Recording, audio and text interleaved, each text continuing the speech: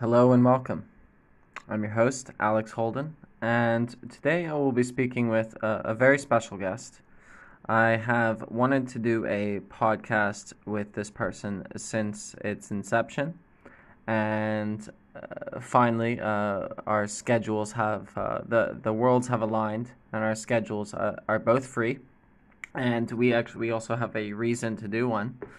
Um, the person is in question is Joseph Gaskins. Joey Gaskins is a political consultant. He is a sociology professor at the University of the Bahamas, and he is a good friend. Um, and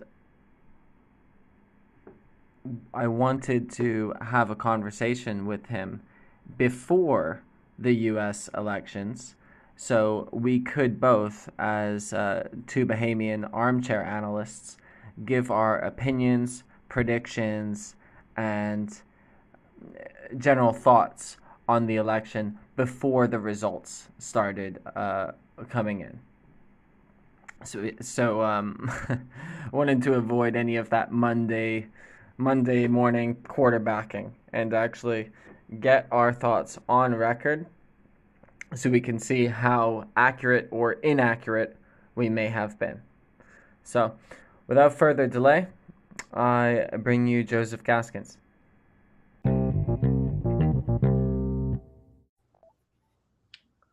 Hey, Joey. Hey, can you hear me? Yes, yes. Are you connected? Fantastic. Yeah, it should be good, although the Wi-Fi in this place can be a little tricky. So let me know if I'm breaking up or too delayed or anything. Okay? Well, okay. We'll just cross our fingers. Sometimes Yeah. technical issues arise, but yeah, we'll see what works. Um, no, cool. Hey, thanks. I'm glad that we finally got to do this. I've been asking after you for a while. Yes, you have. Yes, you have, and I've been playing very coy about it, haven't I? Yeah, yeah. I was jealous. You went on the Bahamas Politics podcast, and you Yes. didn't come on mine. Well, I'm here now, and shout out to the Bahamas Politics podcast. Those guys are good friends of mine, as are you. And I also kind of sit as an advisor to them. And so, despite what has been a kind of ongoing media blackout for me, Mm-hmm. I did step out for that one, and I could not join you Mm-hmm. um, because of that. You know what I mean? Fantastic. Yeah, yeah, yeah. The shame of the snub has moved you to come and record an episode. Yes, because I would never want to snub you, Alex. That's exactly not what I would want to do. You know we're better than that. I appreciate that. So the reason we're doing this podcast, this wasn't our planned first episode, but I thought this might be a good practice episode for our planned episode.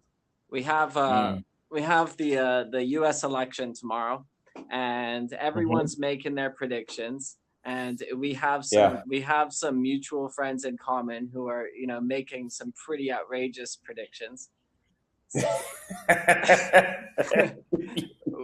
we Yes. and honestly we'll see if they're right or not. So yeah, let's do it. But before we get into it, would you I introduced you at the break, but could you give Mhm. a little background on who you are, what you've been doing, and what's been keeping you busy? Yeah. Phew. Okay. So big question. I always kind of get flustered because it's a lot to think about. So I'm Bahamian. I'm born and raised in Grand Bahama. Graduated Freeport High School, Freeport Anglican High School. It was now Bishop Michael Eldon for the youngins who may not know Freeport Anglican High School. Went to college in upstate New York at Ithaca College, where I got a first degree in politics. I moved to DC not long before I graduated, so the summer before I graduated, and began working for the Human Rights Campaign at 17th and Rhode Island, Northwest, right in the heart of downtown DC, DuPont Circle area. And there I did a lot of work on progressive causes, in particular LGBT rights stuff, organizing on historically Black college and university campuses and in communities of color. Also dispatched to political campaigns when necessary as a part of my job. And so some experience with American electoral politics, as well as lobbying congressmen and senators with some of my students, with community leaders, et cetera, et cetera. Had a run-in with President Obama back then as well. The Obama White House kind of recognizing the program that I was directing for the work we were doing on historically Black colleges and university campuses. Just not long after he was elected. And then I did that work for 4 years. I moved to the United Kingdom, to London, to study at the London School of Economics, where I got a master's in race, ethnicity, and post-colonial studies in the sociology department at LSE, the oldest sociology department in the United Kingdom. I started my PhD and dropped out after my first year, after passing my viva and getting all my necessary credentialing, because I wanted to disconnected. So I took a 2-year sabbatical, came home, started teaching at the University of the Bahamas in the School of Social Sciences. And I continue to be a part-time lecturer there. I opened a restaurant for a little bit. This is how Alex and I kind of met. I mean, I think we knew each other prior to that, just from drinking in the same watering holes.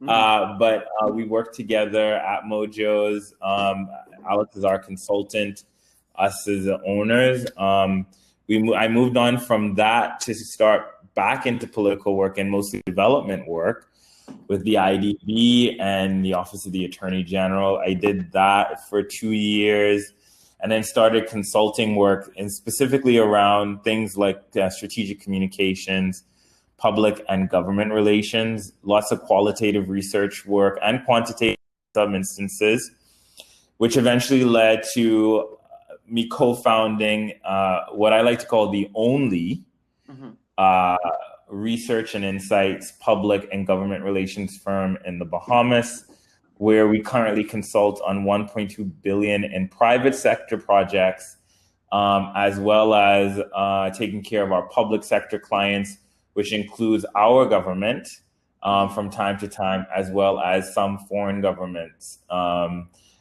here and there. And so that's what I do now.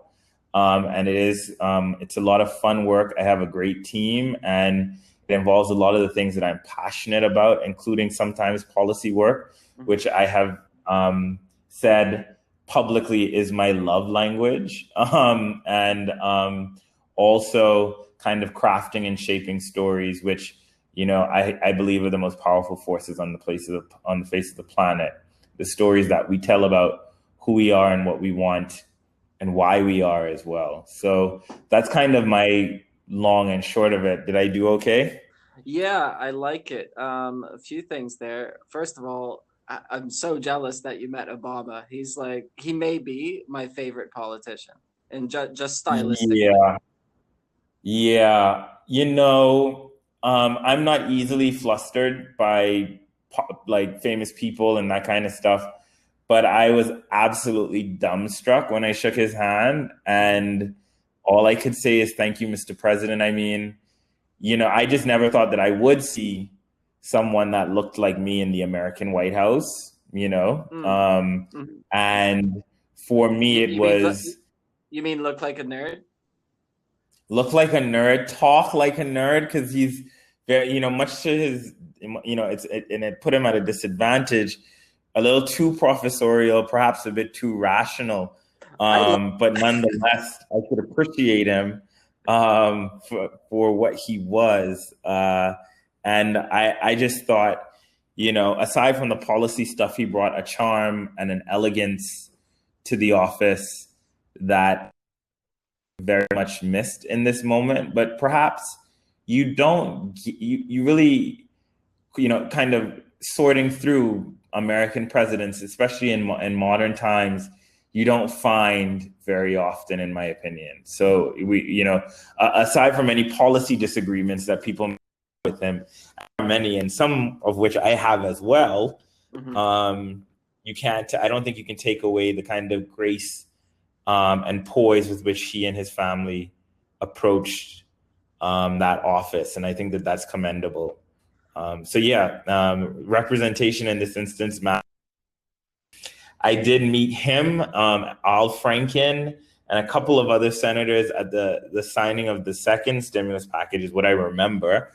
And we were invited there by the Office of Public Engagement, the White House Office of Public Engagement. And that was one of the highlights of my career in DC, and of course, one of the highlights of my life, I guess. Yeah. I can only imagine a fraction of what you felt meeting Obama, because I recently went to Iowa to support Andrew Yang's run for president in the primaries. And when I met him, I felt the same. I won't lie. I had a couple tears well up in my eye. It's not good. Yeah. It's not good to cast people as heroes. And like we see celebrities all the time in the Bahamas, so it's yes. But to see people who just they convey and they hold all these virtues and values that it's incredible in a way. It's inspiring. It is, and I think it brings in a bit into conflict our experience, not to get into the weeds here, with politicians in the Bahamas who more often than not represent the basest, least curious, undiplomatic, unimpressive part of politics, in a way that can, up a kind of apathy and disdain for politics that no political leader should cause internally for the people who they're supposed to serve. And yet still Bahamian politicians manage to excel at that. And I think feeling the contrast of that with a politician who you actually consider a leader, who you feel is qualified to lead, that is worthy to lead you, I think is it is an experience for us coming from this context. You know what I mean? So it was moving for me as well. It's funny. It's almost as if I feel like the Trump phenomenon it's almost like they took a page out of Bahamian politics. Of course, I mean, and many Bahamians probably admit this. We have friends who admit it daily on the timeline and wherever they can. But I think Bahamians do find the bluster and simplicity of Trump as a caricature very attractive. I think the advantage of populism, and particularly a far-right populism that seeks to uncomplicate, every nuanced thing that it can touch, you know what I mean? And instead of an intellect or curiosity, brings attitude and personality, you know what I mean? I think we are drawn to that culturally. And it's not something that's natural to us. I think it is something that we learn through our institutions to enjoy. But I think he would do well here in the Bahamas. Well, I say here in the Bahamas, like I'm in the Bahamas, but I'm not right now. But I mean, I think he would do well at home, Yeah, there is a sort of flattening of nuance that appears that he seems to bring to the table. But let's be clear. No, there are a lot of Bahamians that I've talked to that find Trump to be the better option. And simple. And the one thing you can't take away from the man is he is authentic. he stands up for what he believes is right in the face of, unbounded criticism. Right. Is Yeah. say what you want. That's There's a lot of pressure on him to conform to the way the media wants him to, but there's something to be said for him actually. I mean, maybe it's just pure stubbornness, but but No, I wouldn't put it as pure stubbornness, and I wouldn't just make the conforming a media question. It goes back to what I said about Barack Obama, in that the office, has for a very long time required, where and that may have been upheld by the media, a particular kind of persona, right? Mhm. And I don't think that we should discount what the office in any political environment, right, and how offices exist no matter who cycle in and out of them. The office should have a kind of stability, right, a kind of comportment, or and maybe I shouldn't say should. It's always been believed that that should be the approach to the office, and I think you're right. He does have an authenticity that you can't take away from him, but I'm not exactly sure that authenticity is tied to any ideological or any core belief system beyond self-interest, Yeah. which is also admirable, you know what I mean, to a certain extent. And in the same way that I admire Mitch McConnell, do not agree with him, Mhm. think that he is, in to a certain extent, the incarnation of everything wrong with politics. But you have to admit that he is very good at the terrible things, in my opinion, that he does. And He's a so competent villain. hmm? He's a competent villain. He's more than a competent villain. He's both Matt. competent and he is unrelenting. You know what I mean? Like it's just hypocrisy will not stop him. You know what I mean? Like the hollowing out of party ideology will not stop him.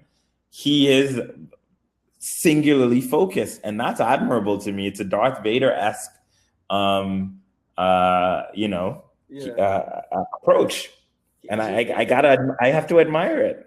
he's really a machine. Hmm.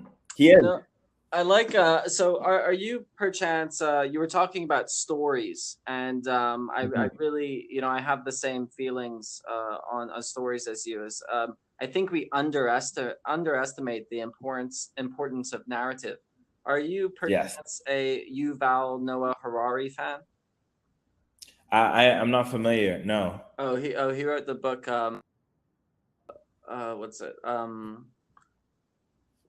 what is it, Homus Day, and I've heard. Yeah, okay.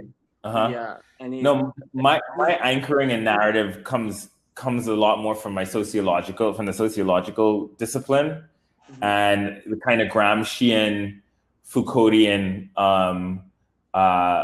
examination of the power of discourse mhm, and mhm. how storytelling really forms our reality, and how we understand the world around us and gives meaning to all the things that we understand about the world around us, and that there is a kind of hegemonic capturing of stories that circulate us and seek to discipline, edify, control, and maintain certain kinds of social behavior, right? And Yes.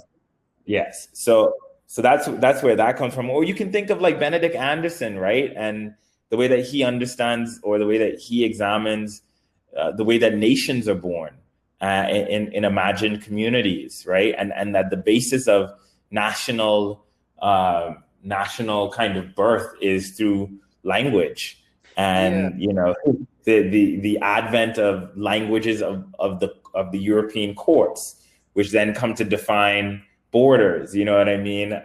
Affirmed by printing presses later, and that kind of story about the birth in that. And so my approach to narrative and story is really discourse analysis, Mhm.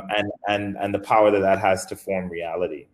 Oh, yeah, you said Foucauldian. You're speaking to the French philosopher Michel Foucault. Yeah, Michel Foucault. Yeah.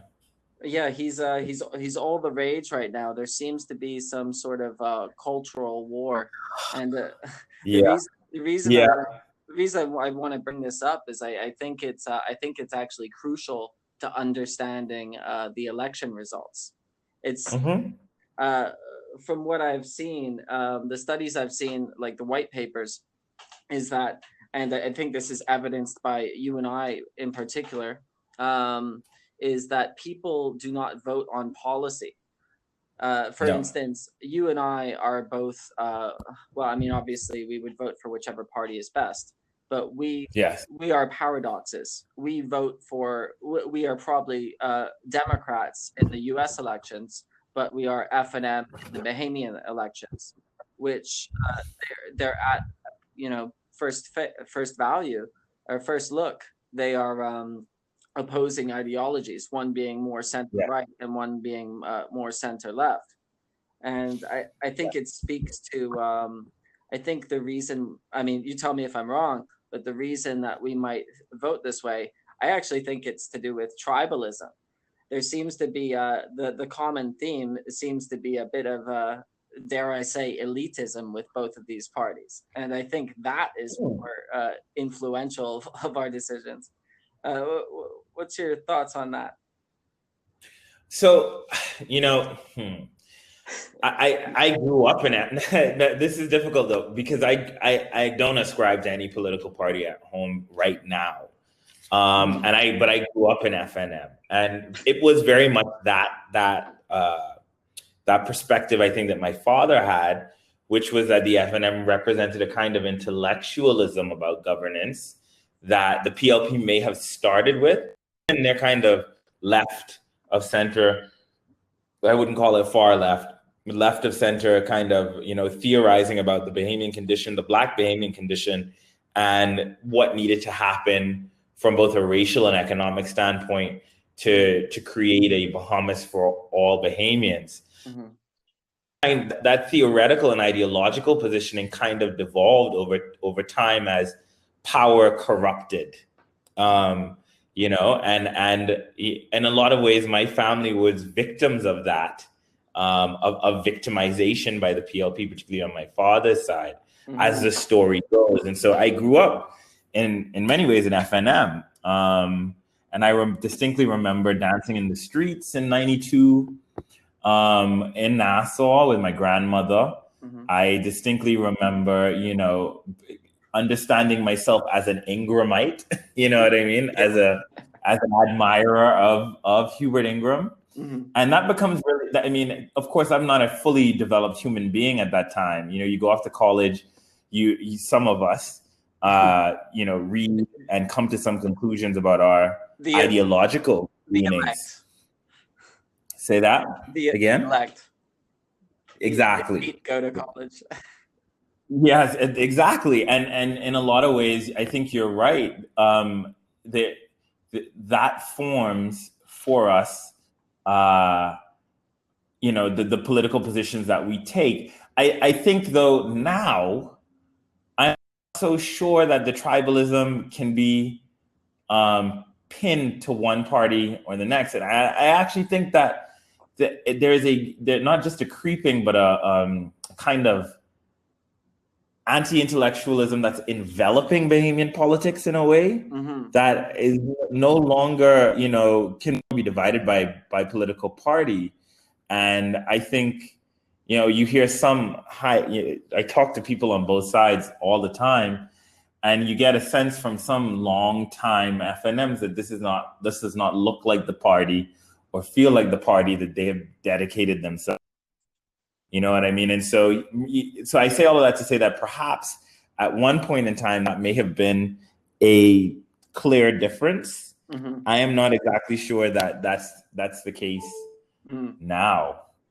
You Well, know? let's what we're doing. We're at danger of being sucked into the tangent, Yes. which is our next planned podcast episode. So Yeah.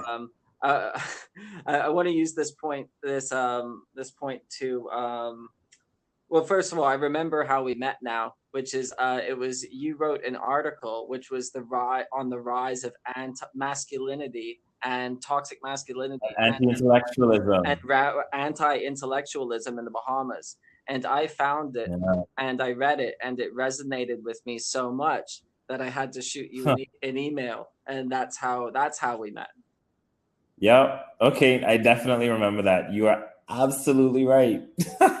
Yeah. That seems so long ago, Alex, at this point. What was that, 12 years ago?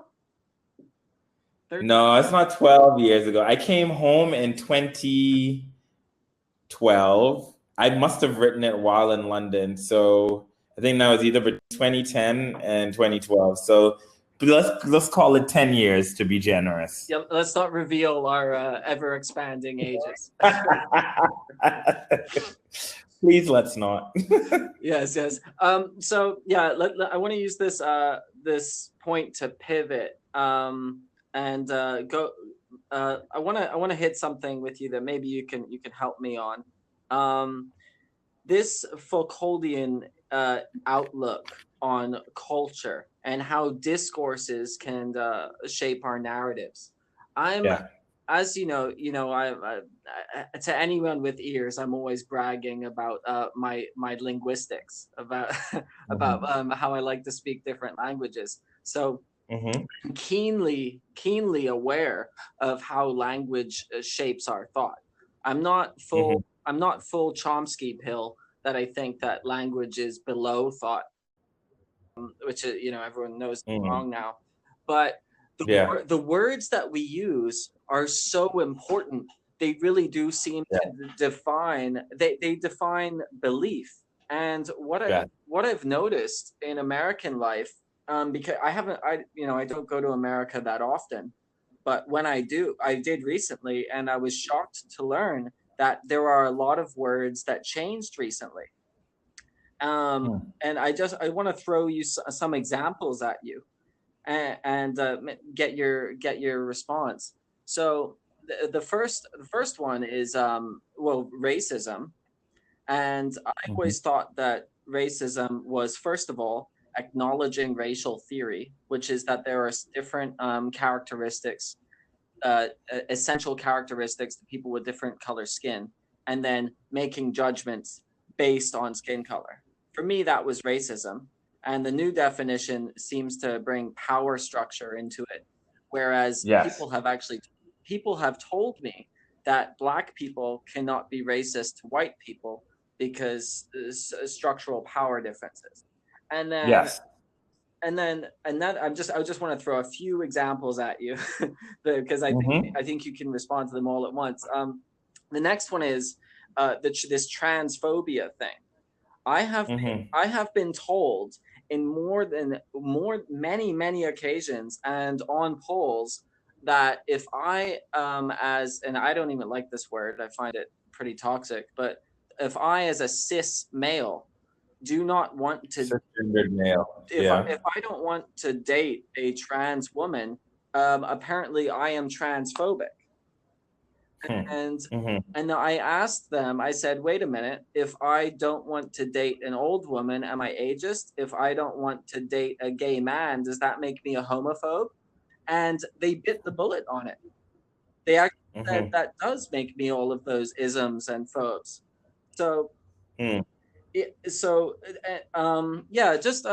I have a follow-on point, but if you could just respond to my thoughts with your thoughts on that, just help me figure it out, because that doesn't make sense to me. Yeah. So, the newer, and it's really not that new because Kimberly Crenshaw and critical race theorists have been kind of making this point since the 70s and 80s around power structures and racism as not just so you can be racially prejudiced, right? And anyone can be racially prejudiced. I can be racially prejudiced to a white person. White person can be racially prejudiced to me. But racism, especially if you're thinking about critical race theory and the theorizing within that school of thought necessarily includes the power dynamic, right? And racism acts upon, or racism exists and acts upon the oppressed race in a way that a Black person cannot, or Black people systemically, given the existing power dynamics, cannot as it relates to white people. That's the theorizing in critical race theory in that instance.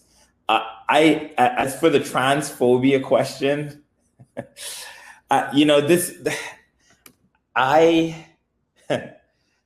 I do not think that it is.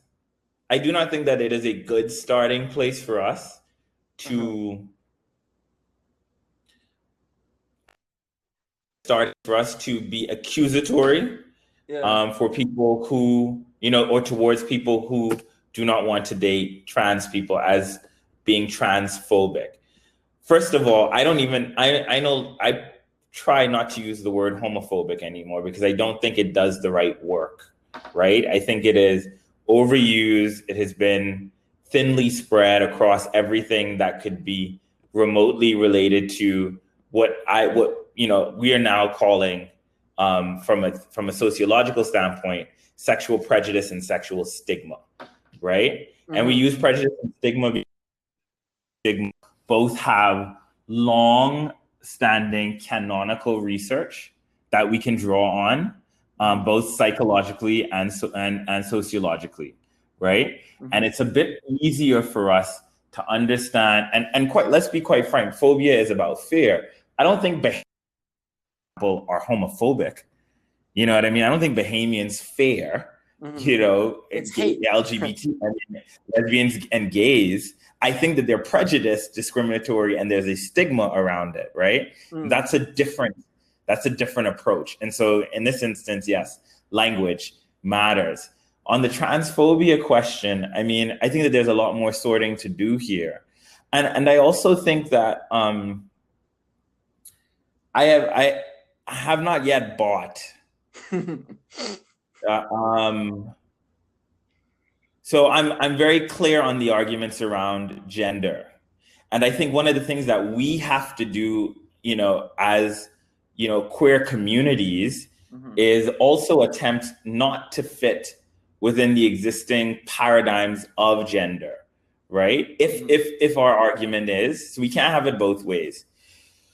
We cannot say that their gender exists on a spectrum, but want to slot everybody into existing gender norms, right? And require everybody else to understand those things.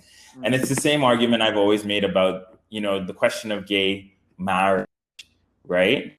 As an institution. If gender isn't real, then there is no gay marriage, right? Well, that's not the point that I'm making. Is that why are we? I understand why we are, but the question is, why are we so tied to this institution, right? Which we know not to. First of all, is a failed institution based on the numbers, right? Of what succeeds and what doesn't. So that's the first thing. But secondly, why have we not imagined a different approach or different approaches? Why aren't we imagining different approaches to what loving, consensual relationships can look like? Why have we shifted to a default position that marriage is something that we as communities that have been historically excluded, why is that something that we still want to be a part of or we want to attain? There is a materialist argument for why that is, because in some places, married couples get tax rights or particular tax concessions, and they get to go visit people in the hospital. But what if the argument instead was abolish marriage, which is the real revolutionary argument, in my opinion? I don't know if I made any sense there, but I think that we still have some working out to do. You did. I think I think the reason that marriage is still, kind of popular and pushed is that it's been determined to be beneficial to the state. It seems to be solid structural economic units that are Hmm. cohesive and reliable. But I actually think I agree with your argument that maybe I wouldn't want to deny the queer community its equal rights. Like I think gay marriage should be allowed. Hmm. I don't really find the Christian church argument persuasive. I mean, that's just semantics. Call it schmarriage or something. You know, you should, Or we can give religious institutions marriage altogether yeah, and say do with yeah, it and what just you call it want. civil unions or something. The point is, Yeah. you can't deny tax benefits to someone based on their orientation. Right. But although what I wanted to agree with you on was I think that you're right. The queer community is too obsessed with the heterosexual norms, and honestly, the whole thing that I thought the queer community liked was how they were different from straight people. Like Which, look at yes, look at Pete you're Buttigieg. absolutely right. But when you have a fight that's being led by, wealthy white men mostly, and that's that the unfortunate, I think, to a certain, the movement is changing now. But if you look between the Stonewall riots Mm-hmm. and the achievement of marriage at the Supreme Court level, the movement was funded, organized, and dominated almost exclusively, despite the fact diverse communities were engaged in it, and of course needed the very same rights that were being fought for. The focus on things like marriage, Mm-hmm. on things like gays in the military, Mm-hmm. furthering America's imperialist agenda, right? Bombing brown and black elsewhere. Like, why would you want to be a part of those things? And I'm speaking as somebody that worked for the Human Rights Campaign, the largest gay rights organization in the United States, where these conversations happened internally all the time. That was part of, I think, was part of the deficiency of the movement. And that is changing as people my age and younger kind of take the reins and include things like Kimberly Crenshaw's critical race theory, gender theory, and others, and try to have these discussions. And that's why I think that the case for me is not yet settled Mm-hmm. on some of the very, Well, it will never I be want to settled. say, I don't know if it will never be settled. I mean, I think we can get to a point where we respect each other and the choices that we make, as long as, my hope, as long as it does not hurt or disadvantage anyone. The question is, the question that I think we are contending with, and this is not just LGBTQ plus people. It is also people of color. It is also women. The question I think that we are contending with currently is, and to go back to one of the tweets we were arguing over the other day, how do we imagine a world?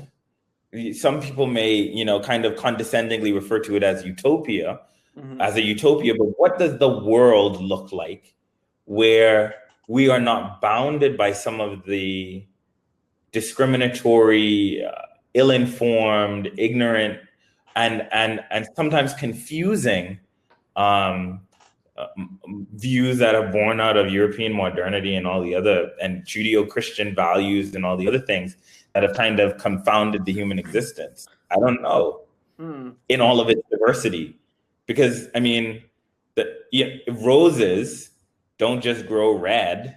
You know what I mean? Like, we know that there are hundreds of types of a thing in one species, right? Like, we know that diversity exists in the world, and our desire to make sense of the world, Mm-hmm. to categorize, contain, record, Yeah. has Conceptualize. wrought a lot of, yeah. I mean, Well, so what the larger question is, what does that world look like without those things? I don't know. it's two things. We can recognize the diversity, but we can also Hmm. recognize normal distribution. And Hmm. to bring it back to the election conversation and all of this is I mean, it's just interesting how I want to say fringe issues things that may Mm-hmm. affect 0.5% of the population are dominating Right. 90% of the discourse.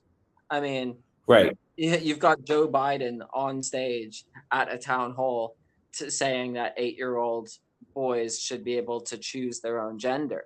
And Mm-hmm. like, how does something like that? Because look, you and I are having this. I mean, I'm not even I'm not a big critical race theory person.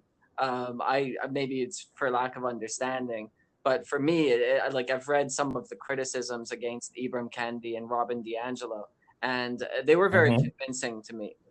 The criticisms Mm-hmm. were. So I'm Mm-hmm. wondering what, like, middle America, the average person, that this is all we're speaking German to them. How do Yeah. how do we think? How does Biden think? How does Biden and Kamala think that talking about this transgenderism and equity and in engaging in just a, for lack of a better word, wokeness? How do they think that that is going to help them win the election? Well, I think in the same way that, Trump saying that the media is the enemy of the people will help him win the election. These are fringe issues, Mm-hmm. but they signal, and this is where the story comes in, right? Mm. They signal, they foreshadow, they are symbolic of the larger cultural war that is currently being fought in the United States of America. Mm-hmm. And it may not matter to middle America, this issue of trans rights or gay rights, and we may be speaking German, but we cannot discount that these are issues that are affecting everyday people. You know what I mean? The lives of everyday folks. For a lot of, and let's be very clear about the different audiences here. Mm-hmm. The thing is this: campaigns, like whatever people want to say about the Democrats and Republicans and who's good and who's bad, the campaigns have run the numbers. They know what to say and what not to say. Now they may be wrong in their analysis, but let's not think that they have not run that through the statistical gauntlet and had the focus groups. You know what I mean? Like these campaigns are not just pulling shit out of thin air. Sorry, can I curse on this podcast? Yeah, yeah, the curse. You can Yeah. say whatever you want, I guess. I don't. Mm-hmm. There's no children. I hope there's no children listening to this. Hopefully, no Yeah. Well, transgender boys that I'm misgendering as I say these words. yeah. Well, and I think you're right. I do think that there is there is a lot of work to be done, particularly on the progressive side, of kind of folding in people for whom these issues are not a part of their community at all, or that they don't think is a part of their community, because that's the other thing, right? Yes. Because there are, I don't know if there are 8-year-old trans boys, but there in middle America, there are people still cower fear around their sexuality and their gender fluidity, right? And so these issues are not so far fetched, or not so far out of reach as we'd like to think. Similarly with critical race theory, I mean, yes, okay, the average person is not going to go read, any posts. They're not going to read Edward Said or Paul Gilroy, or what I mean, anybody like that. But and it's great that you are so comfortable in your life that these things don't affect you. Mm-hmm. But if we are a plural state, if we are diverse, and if America in particular, because we don't make these promises in the Bahamas, is a place for everyone to come and enjoy life, liberty, and the pursuit of happiness, then these just and that's the thing. Like, America is either to keep to the promises that it is made, what Reagan would say, the beacon on the hill, city on the hill. Sorry.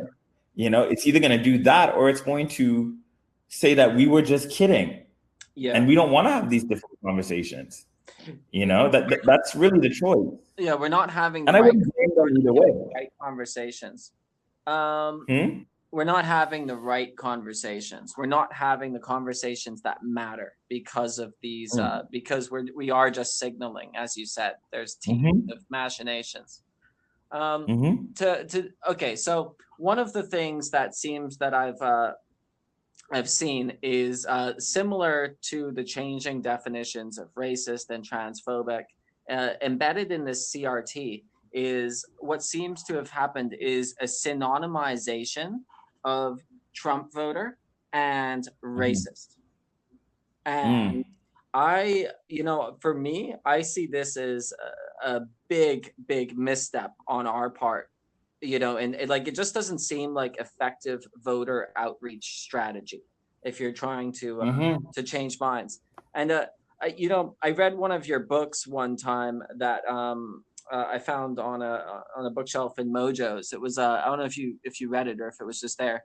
It was called "Searching for Whitopia" by Benjamin. I forget his name, but it was a black guy, and he went to the whitest communities in America, basically trying Mm-hmm. to buy a home, and wrote about his experiences. Did you read that?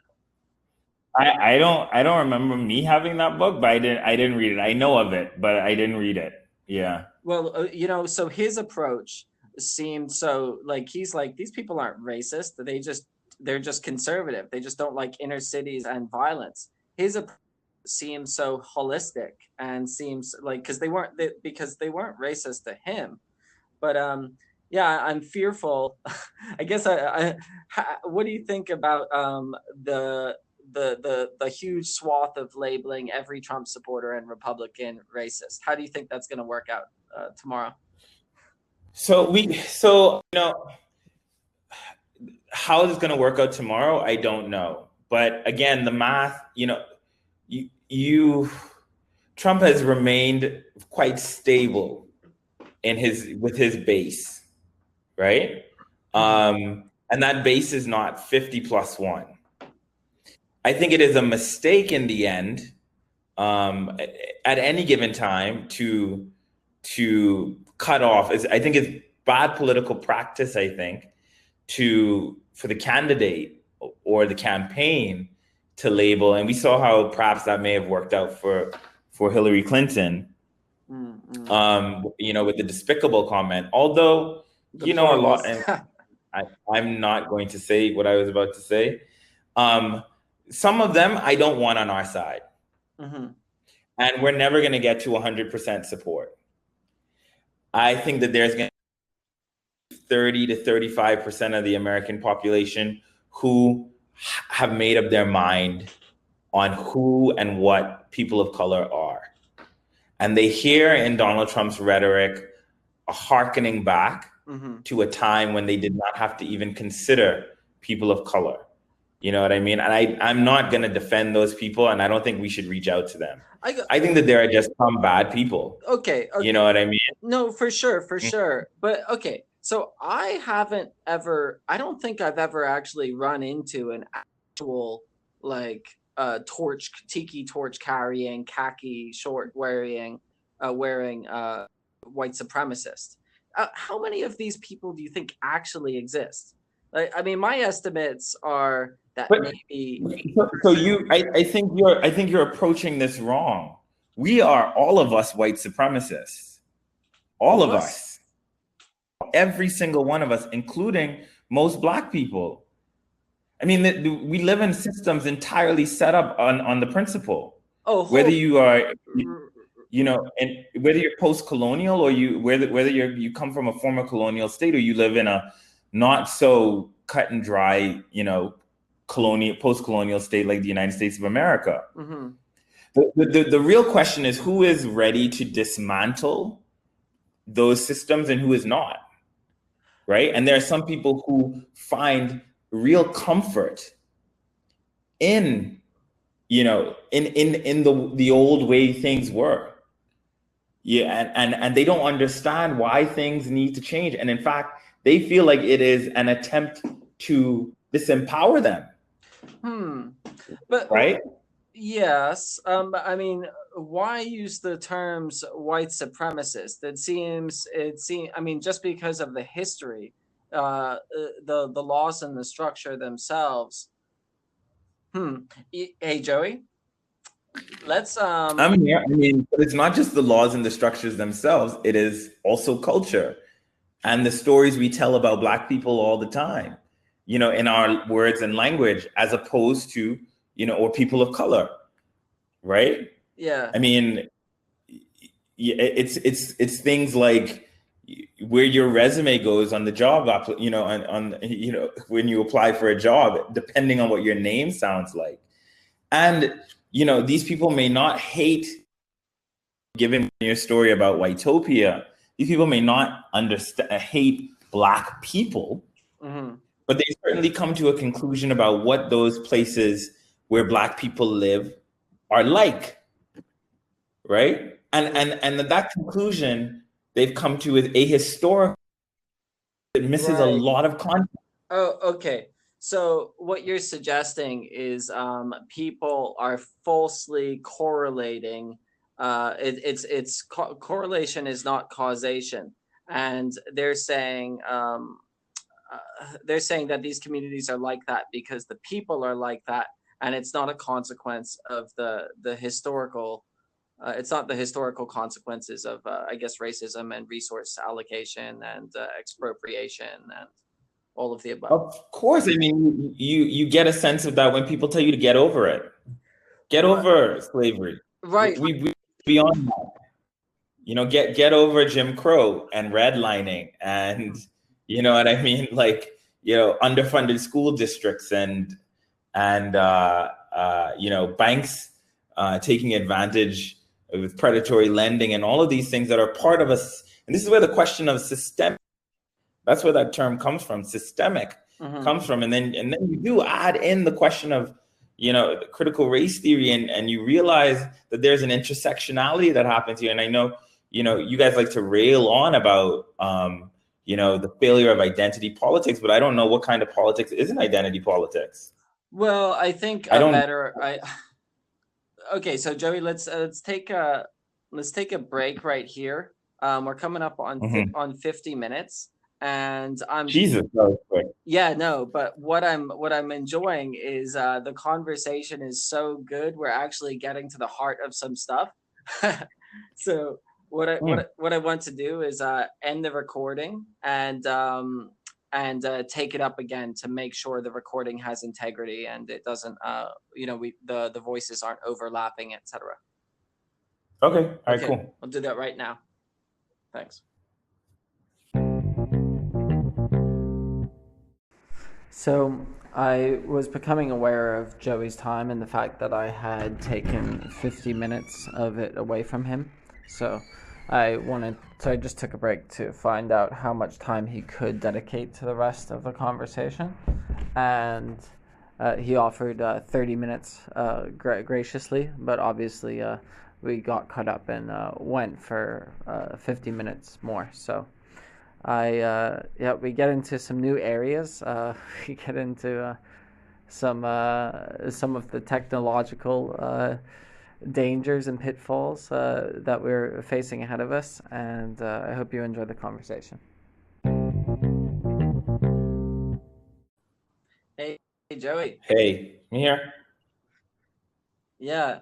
So no, I'm glad we just took that break because I didn't expect the conversation to go in this direction, but I like it. I like going on its own volition. I think we may have different what's it called approaches to solving the problems of equality, injustice, and basically civilization and its various discontents. Um, Mm. it seems you're using a lot of words like abolish and dismantle, whereas for me, I guess the terms and the way I like to think about it is upgrades and problems and solutions. Um, Right.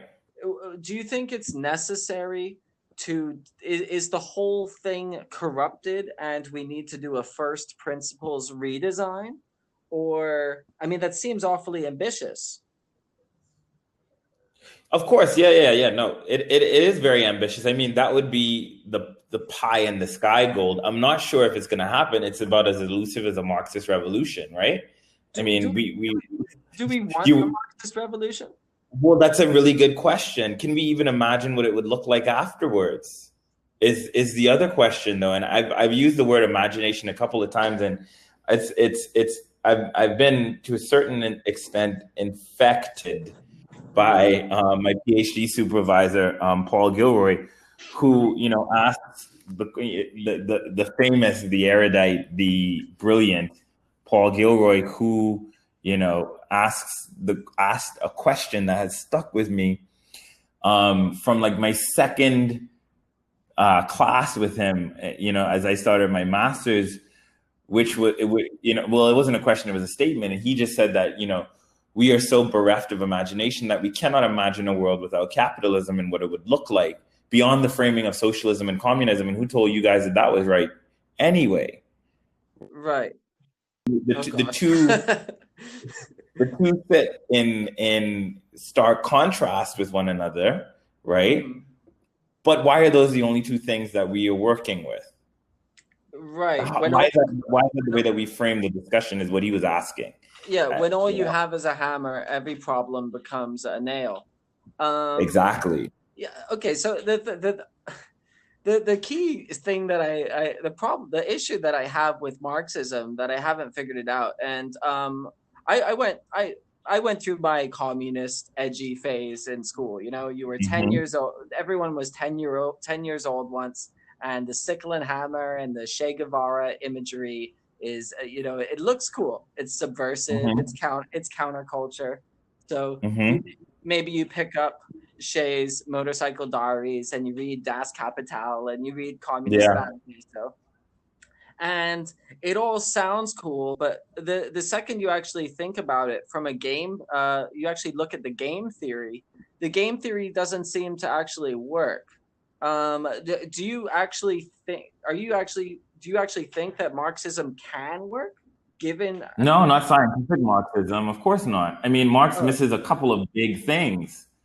You know what I mean? Like, the idea that and the Republicans have actually been really good at this. The proletariat does not exist as a single, monolithic entity. mhm. And this is, you look at the American elections and you realize that white poor people vote against their interests all the damn time, Well, do you think right? that's okay? So even that, and we're jumping around here, but that statement right there, do you think that that is accurate? Do you think that poor people are actually voting against their interests? As opposed to what? I Voting for the things that they're actually interested in, perhaps. I believe I see. I've been doing a lot of reading on. I don't know if you're familiar with John Haidt and his book, The Coddling of the American Mind.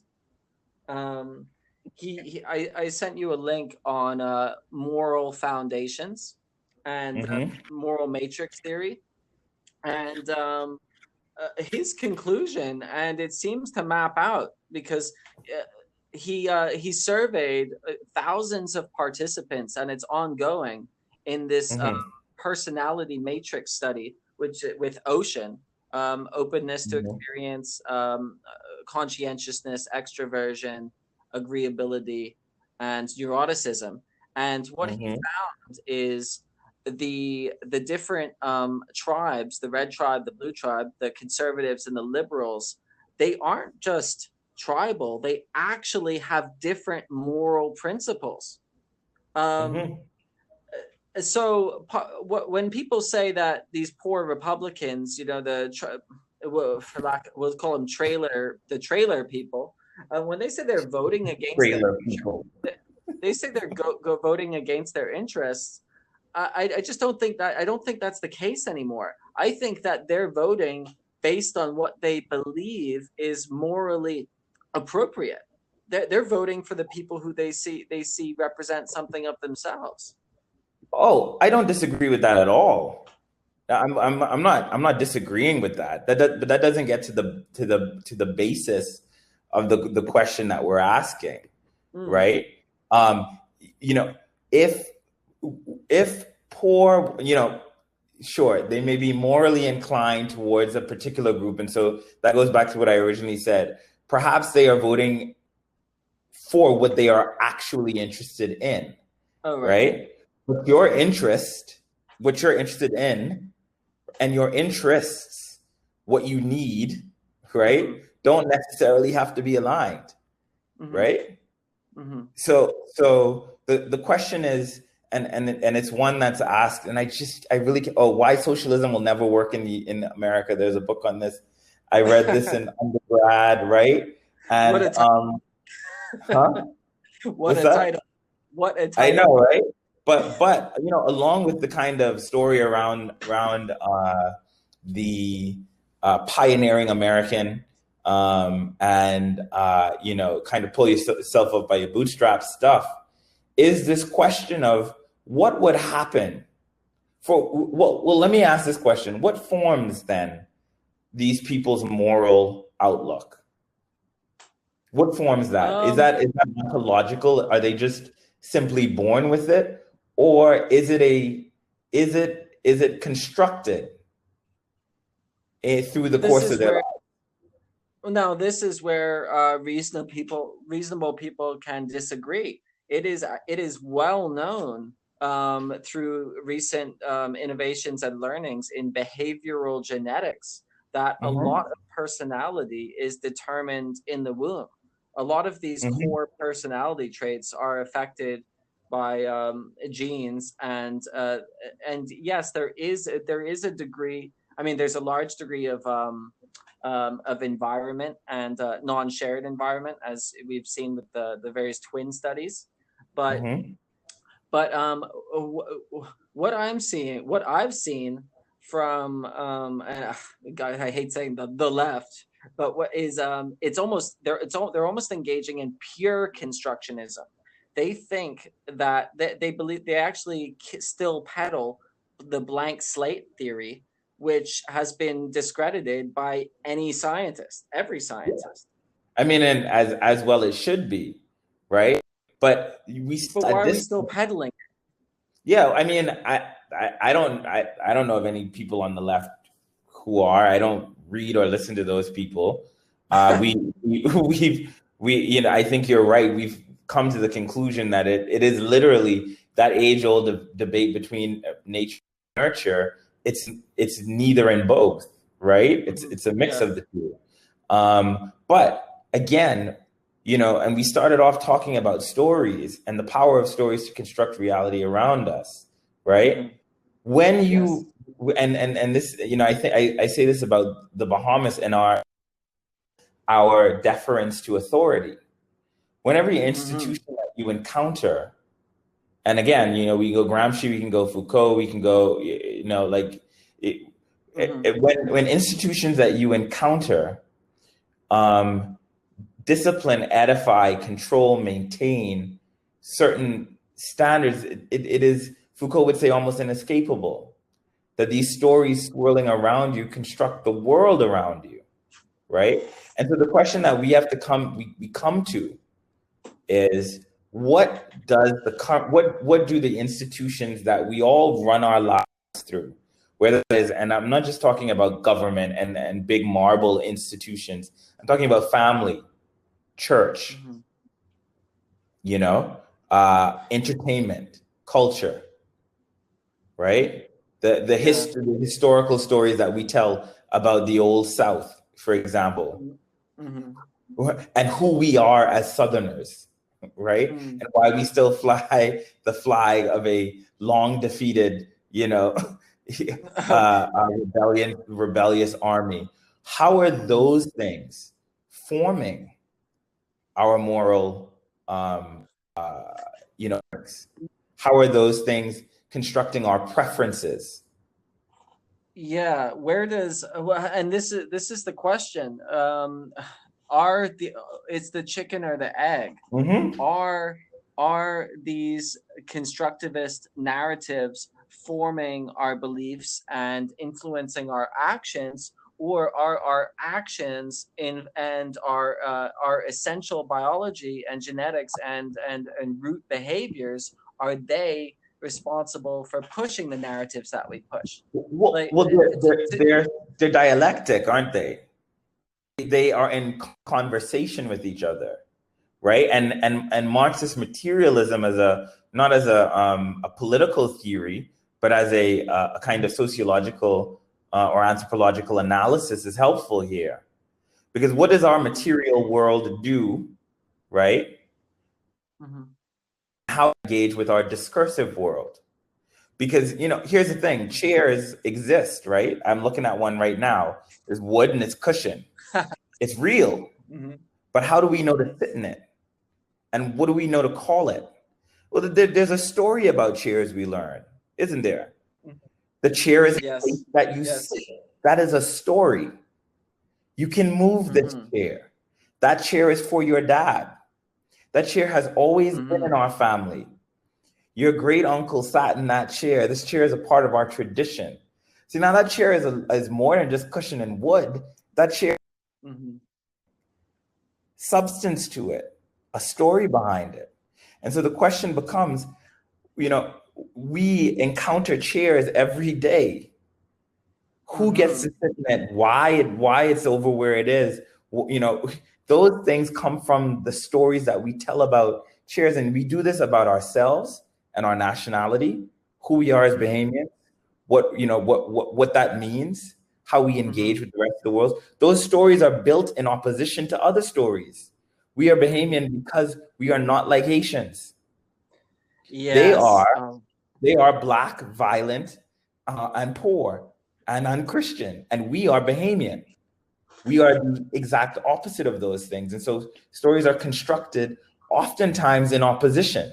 And we know this from mythology, of course, because Hercules needs a Hydra. And he Mhm. is the opposite of that Hydra, right? He is a hero, that Mhm. Hydra is a monster.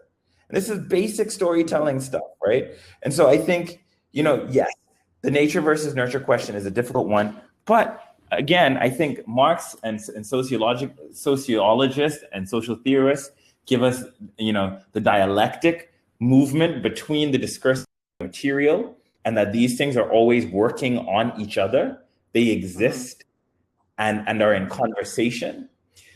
But atop that is power.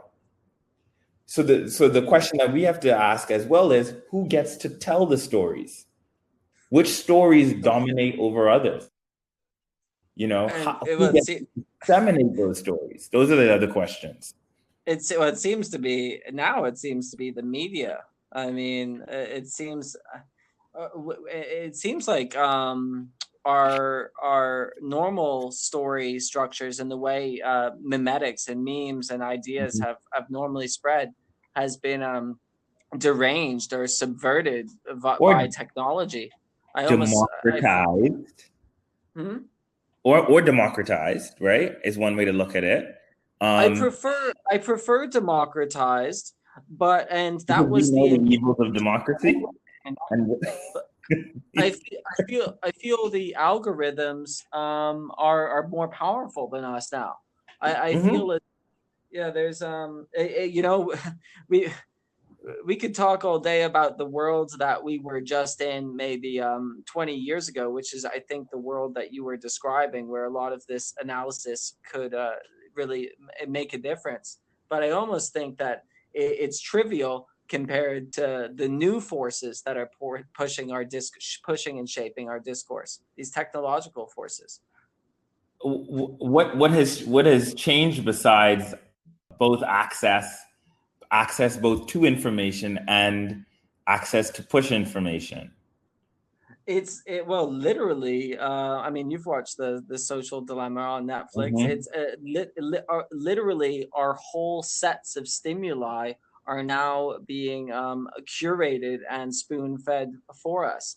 Like, and again, just to bring the example, you and I both have a mutual friend who we engage with on these social media platforms, and it is very clear that they are nourished and completely subsisting on just a completely different diet.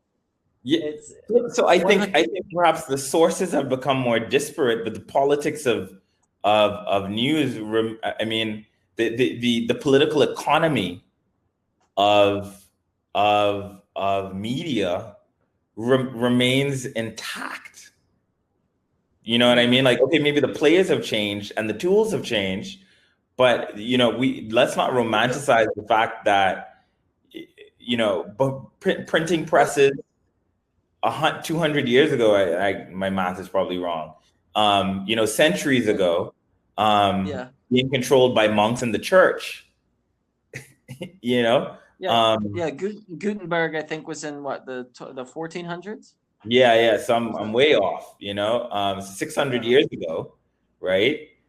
Being controlled by the church, and then by the royals, and then by the merchants, and and But we are witnessing a revolution because and I think we're gonna see it. Look, I made shifting a little bit, but I made 2016 was a shock to everyone, right? hmm I I think it was less.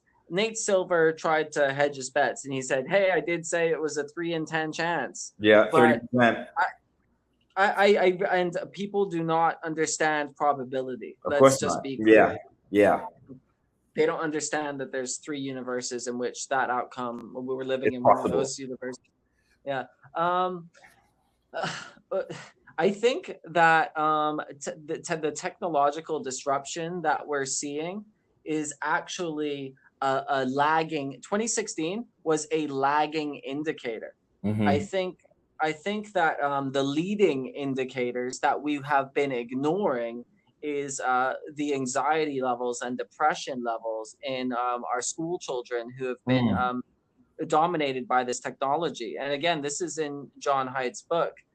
He hmm notes about the time that the iPhone came out, and this is where girls are particularly affected by yeah. this, little girls, um, because of peer pressures and social pressures. Bullying. Yeah. Anxiety rates and self harm rates and suicide attempts tripled hmm upon the invention of these technologies. hmm So, and I mean, this kind of takes it to this election. I think we're about to find out and have an extremely rude awakening Mm. that the old systems of analysis are dead. I Yeah. mean, that this is the question: is the polling industry going to eventually be dead if Trump wins this year?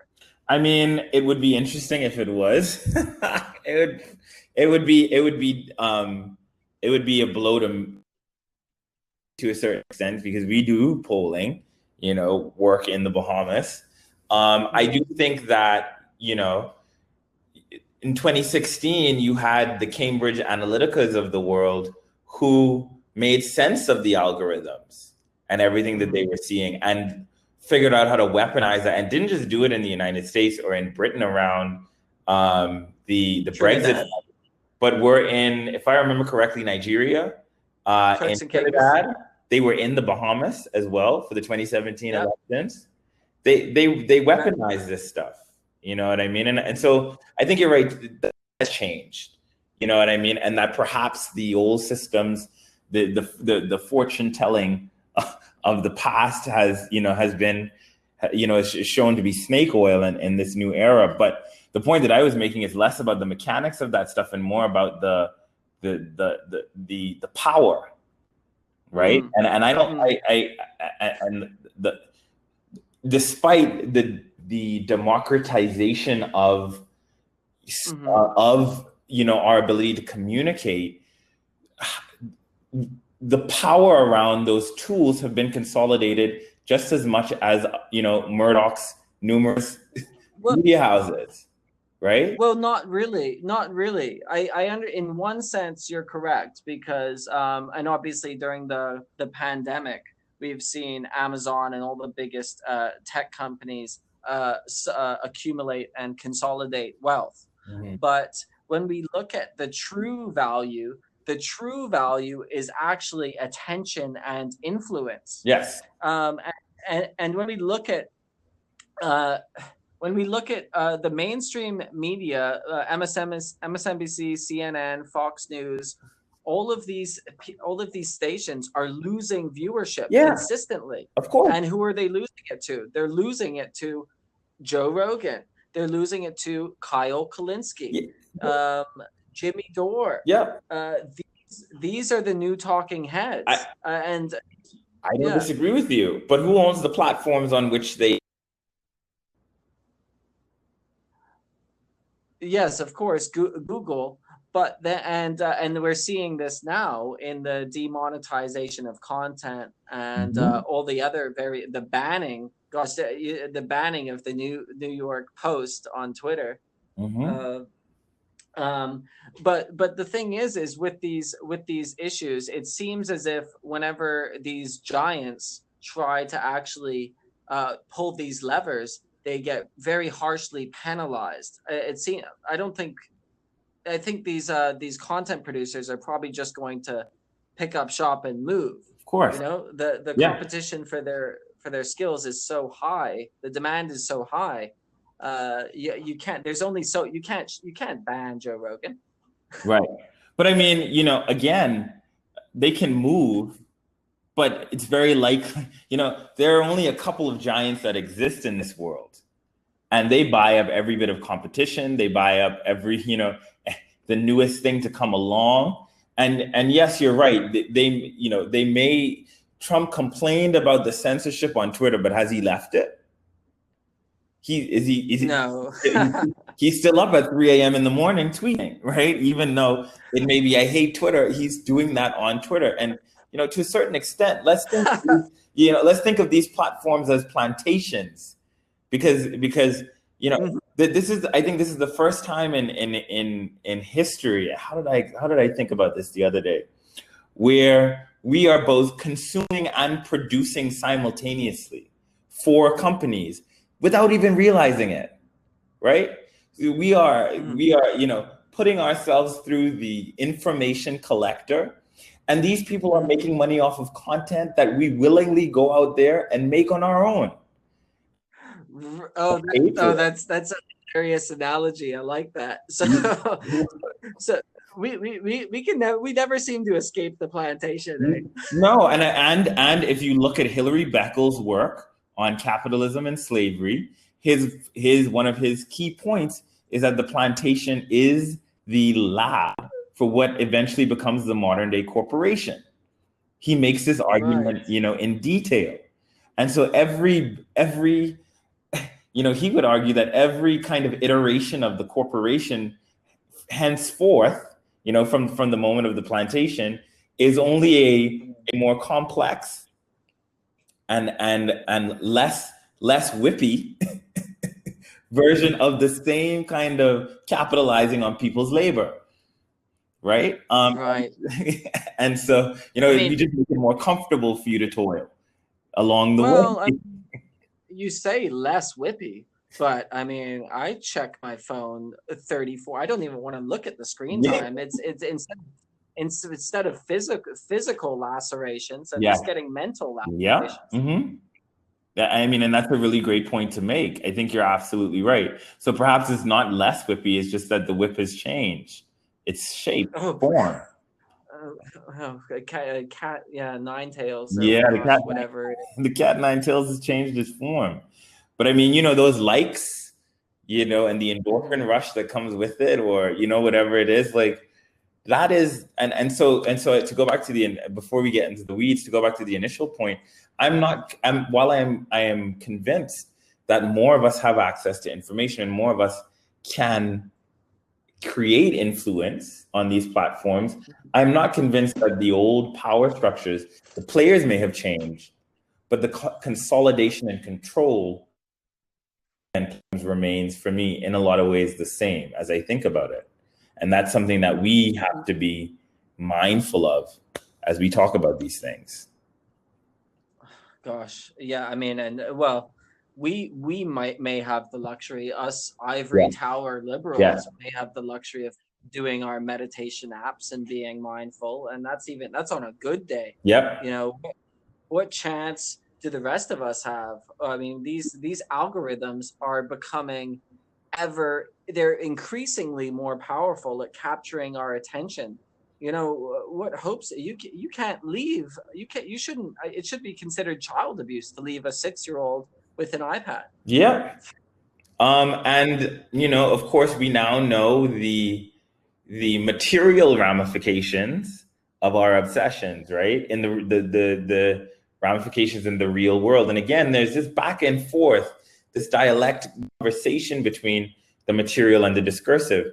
All of this stuff, the stories that again, let's go back to the story question. Every time in 120 characters, we are always telling a story about who we are, right? And this is why influencers know, this is why you go to a place in LA that looks like you're on a private plane but is actually just a sound studio, because the tools with which we can tell stories about who we are have become more diversified, right? They are in image, they are in 120 in your status and your photo albums, but not just that, it's also the things that you don't even post but that you like, that tells your interests and who you agree with and which social groups which you belong to. These are constant storytelling tools. We are constructing our identity on these platforms. The fear that we're stumbling onto here is that we're losing agency in the modern world. We're instead of we're slowly decreasing our role as the narrators of our lives, if we to the extent that we ever were. And there's a nasty determinism creeping and settling in, Yes. where we're losing agency, and the team of writers seems to be ones and zeros in a server somewhere in California. Yes, and I think you're right, and I think we think that we are the ones pulling the levers, and in fact, the game makes it seem as if that's the case, right?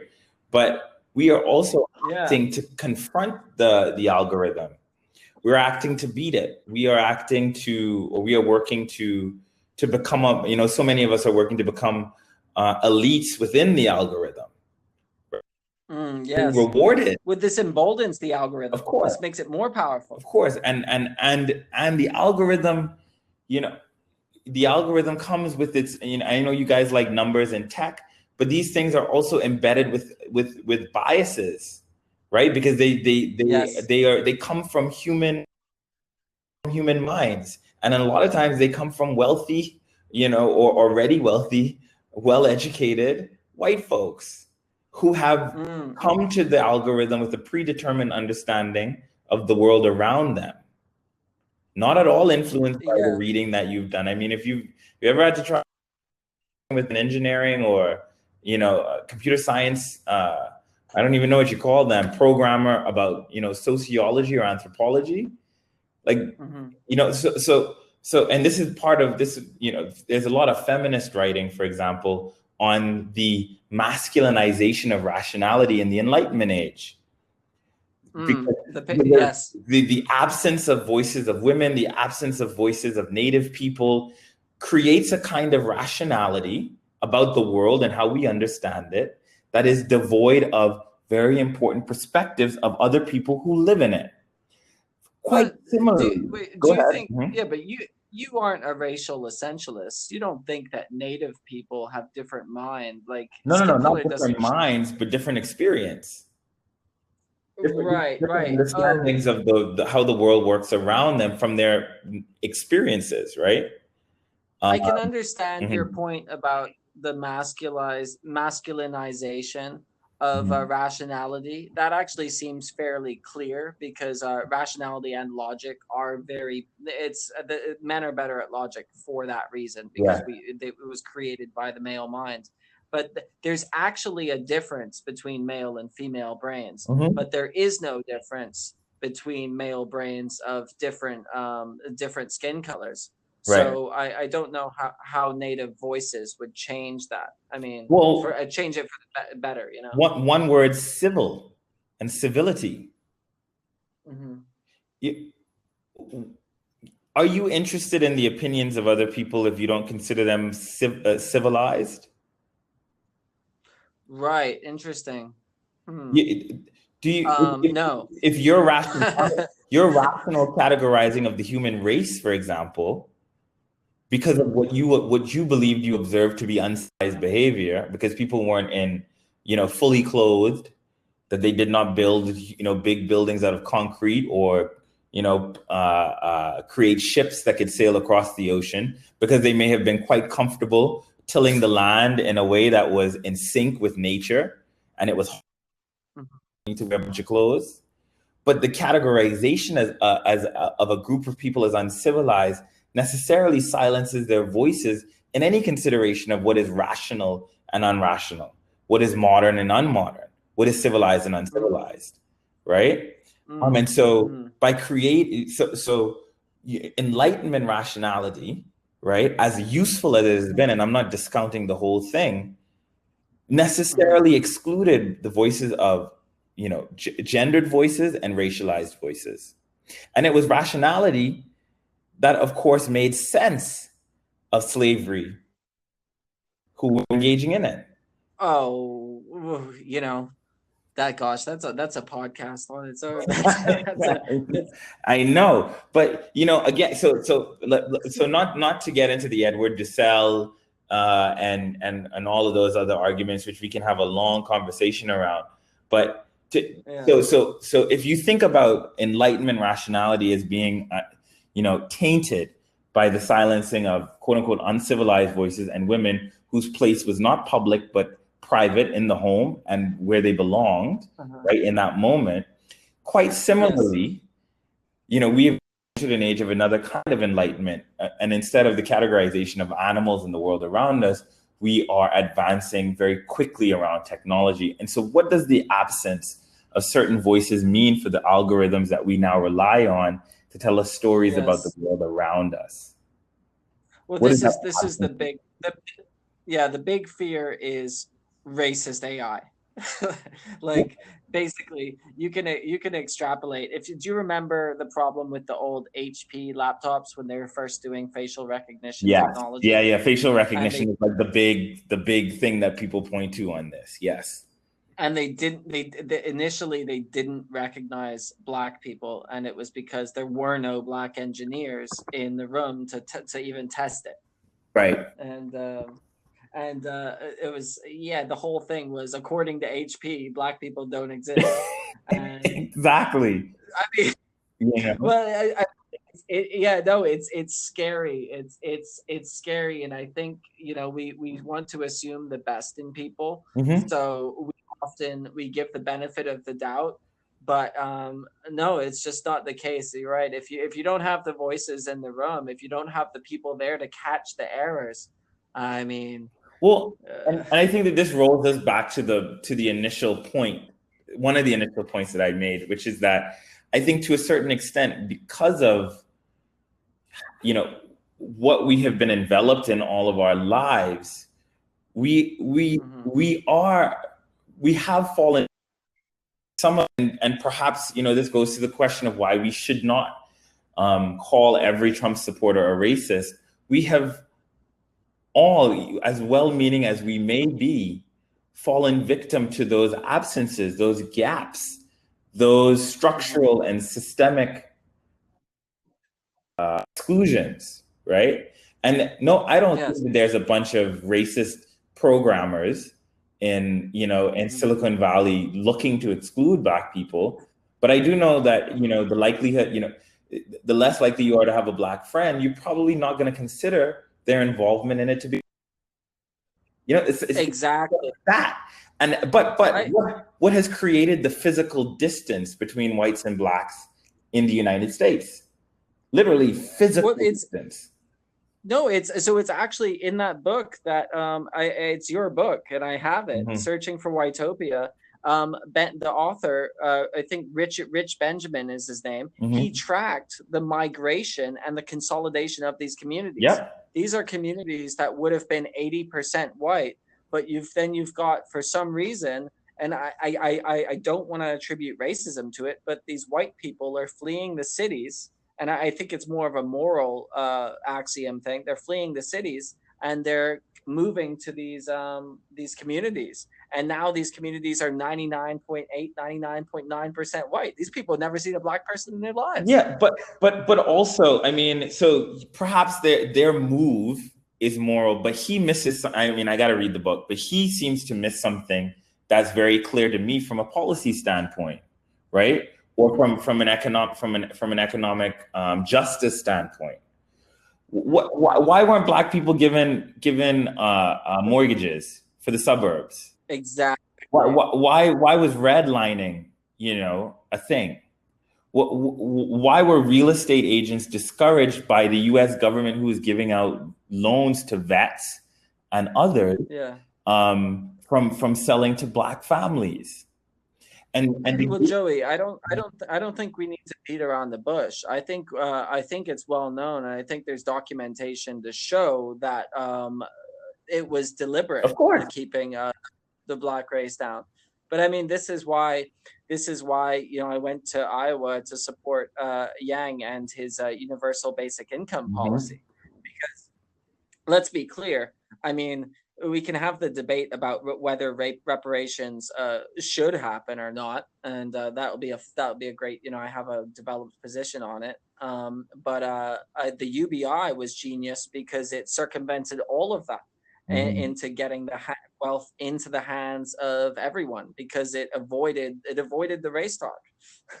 It avoids the race problem, but does it consider the racial deficit though? No, but the thing is we can deal with that later. The point is we have a building on fire, and we need to put it out. And we can argue over how many floors the different color buildings have, but let's just put out the fire first, because while everything is on fire, we're not even having a constructive conversation. No, in fact, you know me, I support the idea of a universal basic income, and I'm kind of, I'm really enjoying the fact that economists are having this conversation about modern money modern monetary theory and other things that look at government deficits and the way governments spend money in new ways outside of the kind of narrow policy concerns of making sure, pay as you go for things, right? So I'm with you on that. I do think though that, at some point, you say we can handle this later. At some point, we have to make up the difference for people who, while others were able to consolidate and gather wealth, again, systematically and systemically, others were not allowed to do the very same, along with a host of other issues, right? 100%. America needs to atone for its original sins. And I honestly think this is a case where the symbolism is actually more important than the reparations themselves, just because the logistics would be so challenging. I mean, what are you going to do? Start testing everyone's DNA to see how black they are? And right. Come on. But then, you do have these folks who are what they call ADOS, American descendants of slaves, right? That asks for a kind of ethnic purity among Black Americans, right? Which we could have a longer conversation about that. But it's counterproductive. It's counterproductive. It is absolutely counterproductive. Absolutely counterproductive. Because the story is not that cut and dry. You know what I mean? It just isn't. And we can think about our own history in the Bahamas and its connection to the United States, right? And the traffic back and forth, in the pre-independence, post-independence, during the Civil War, all of that stuff, and how our history is inextricably tied to those events in the United States of America. And so, but I think your general point is right there. And these conversations will continue to happen. We have an honest conversation about America's original sin and what that has, and not just the sin itself, but how it has reverberated through time and space, right? To this day. Right. Yeah. Worldwide. Yeah, exactly. And that's what I meant by time and space, not just kind of the history of Jim Crow and all of that stuff, but also America's particular brand of imperialism, right? Well, yeah, no, the way it has exported its media and culture, it's actually, I mean, it seems to have exported a lot of these racial attitudes and these beauty standards, everything. That's exactly what I mean by its imperialism, though. I mean, and so not just kind of military imperialism, right? But also a kind of cultural imperialism, to the point where mimetic. Even Black Americans believe that they get to be the gatekeepers for Blackness. Well, and you know what's so funny about, I mean, well, I think this is definitely gonna have to be to be continued. Joey, you told me you I had 30 only minutes. had 30. We're going on the 50 minutes. So let's finish it up. Yeah. So let's close it up on just I guess Black Americans are not only gatekeeping Blackness with their own struggles, but there's a clear cultural and there just seems to be an issue, a divide between African Americans and then Black people from other countries all around the world. Yeah, and I think we're all wrong on that. Like, they're wrong on some things and we're wrong on some things. You know what I mean? I think that is also counterproductive. You know what I mean? I think the answer. Let's table this for not our next conversation, but our next conversation. Is I think the answer is to abolish race. We need to make skin color as interesting, and skin color should be as interesting and tell you as much about a person as their hair color or eye color. Yeah. Like, it should be as ridiculous to call for 15.4% Black people in an organization as it would be to call for 4% gingers with green eyes. Right. And I think the only way that we can get to that place, though, is to the only way we get to that place is not to do what people say, which is, I'm colorblind, right? Because your colorblindness does not undo the existing material and systemic issues that have not yet been dealt with. So we need to deal with those things first, I think, before we can start going around saying that I'm colorblind, because you being colorblind is simply you ignoring what is actually going on. So how I deal with it is I say I'm personally, because I am one of those people, I say I'm personally colorblind, but I when it comes to culture and it comes to equity and equality of opportunity and just the consequences of history, that's when I jump in and I try to come up with solutions to solve the problems that we all see in our everyday lives. And I think that's a much better approach than saying that I'm colorblind and leaving it there. You know what I mean? Because that's an intellectual laziness, and I think it's actually fine for the average person.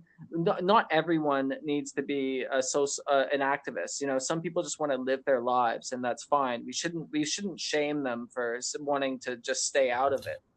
We didn't all get to go to university. Well, I understand that, and perhaps you're right, and most people are not going to want to have these long theoretical and historical conversations. But if a system bestows on you, right, or bestows to or gives to you privileges and advantages based solely on what you look like. And you walk through the world knowing this, right?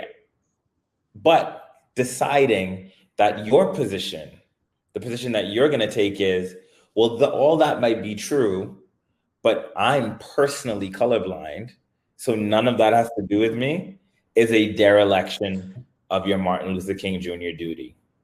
Like, that's how I MLK duty. You know what I mean? Like, and again, this goes back to the initial, one of the initial points that I make. We are all laboring under the history of white supremacy. Our institutions that has not been excised from our institutions.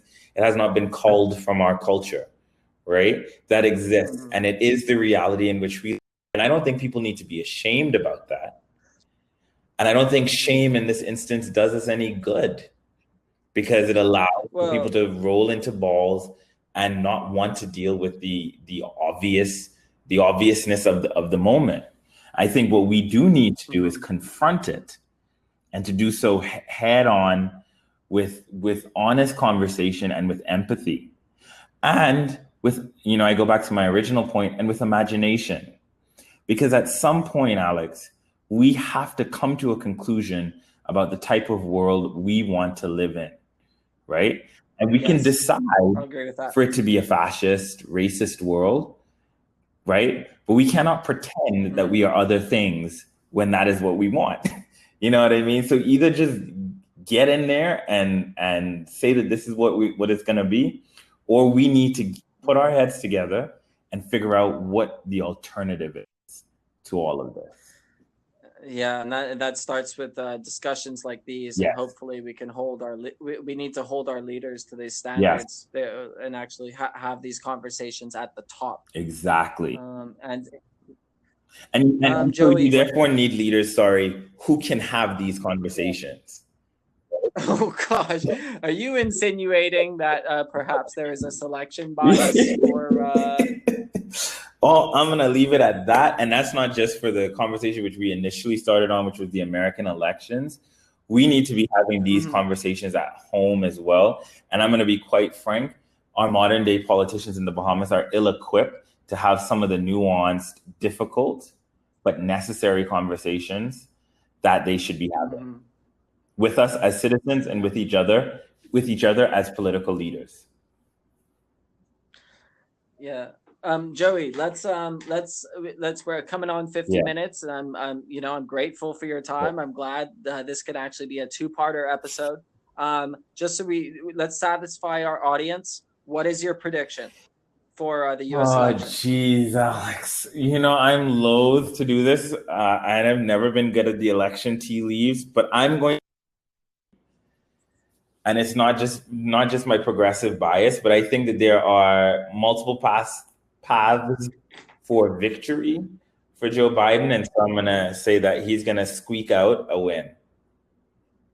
Okay, and my prediction is that Donald Trump is the most American creature that I have ever seen, that has ever manifested out of that culture. I often say he is a sort of Frankenstein's monster that is made up of every bad American stereotype that has ever been uttered. He's a walking, he eats burnt steak ketchup. Americans love him, and they are not going to get rid of him. Donald Trump will eke out a victory. All right, so we'll see. We'll come back to this when it's all said and done, and we'll know maybe not by tomorrow, but certainly by the end of the week, who's right and who's wrong. Maybe we can revisit this prediction. Yes, let's do it. But Joey, before you leave, I just gotta. Can I ask you some quick rapid fire questions? They're super fast. Yeah, sure, go for it. Okay, I just like to close out these long conversations with a little bit of fun. Okay, question 1: which beer do you prefer, Kalik or Sands? Kalik. Okay, so you like sending your money to Denmark. Go on, Alex. I know I'm going to get my Grand Bahamian card taken away for that one. So Question Mhm. two. What's your favorite island? Grand Bahama. Beautiful, beautiful. You're a true Yes. loyalist. Question three. What is your favorite style of conch? How do you take it? Ooh, I love crack conch. Like a good crack is nothing like a good crack conch. But sidebar to that, conch salad and grilled conch are also favorites. Hmm. No, I like it. I'm glad you say cracked conch because that's actually my secret Yeah, pleasure I too. love It's it. kind of I love it, but it's gotta be real it's island made definitely though.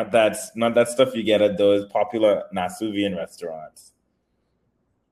okay, okay. Yeah, you're right. You're right. Yeah, better go. Okay, question four. Is the Bahamas a real place? It's a real place, yes it is. And there are real consequences for the unreal things that we do. So yes, it's a real place.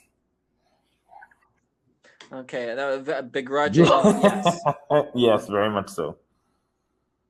Yeah, I could hear it. Okay, last Uh-huh. question.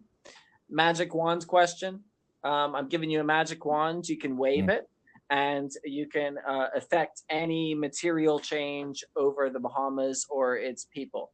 What would you wish for our beautiful archipelago? I would I think that what we could really use is a complete and utter overhaul of our education system. I think that that would have Mm, a very real effect on all the other things that we argue, debate, and cry for. And I think if the hmm Bahamians, if we could just rework the whole thing, I think it hmm would not be immediate, but we would find ourselves in a decade in a different situation.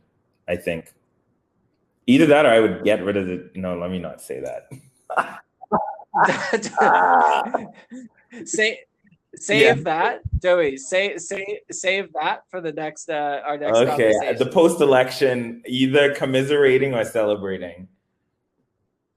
Yes, Uh, yes, yes, yes. Hey, Joey, thanks so much, man. I appreciate it. Appreciate Thank your you so time. much. You've been more than Thanks generous. so much. This was a fantastic conversation. I expected nothing less from you, Alex. We always have good conversations, so I was happy to be here. We do, and we never know where they will go. We So never I'm fun part. okay. Hey, have a good Okay. one, man. All right. Godspeed. We'll chat Yeah, soon. yeah. Talk to you later. Good luck in your election All right. prediction. Talk to you Yes, I. tomorrow. All right. Bye. Bye. Enjoyed my conversation with Joey. Um, I guess we'll see tonight whose prediction was correct. And it's going to be exciting. We're going to be a lot of really unhappy people and a lot of really happy people. Actually, I mean, maybe a bunch of really unhappy people. I'm not sure. We'll see how the Schadenfreude spreads across this political sandwich. um, yeah, so if you enjoyed the podcast, if you liked it, if you want to hit us up, contact Joey or I on Twitter at our we're right there, Joseph Gaskins, Alex Holden. And if you really enjoyed the podcast and you want to share it with your friends and family. And yeah, that's the best thing you can do to support. So thank you so much and enjoy the election.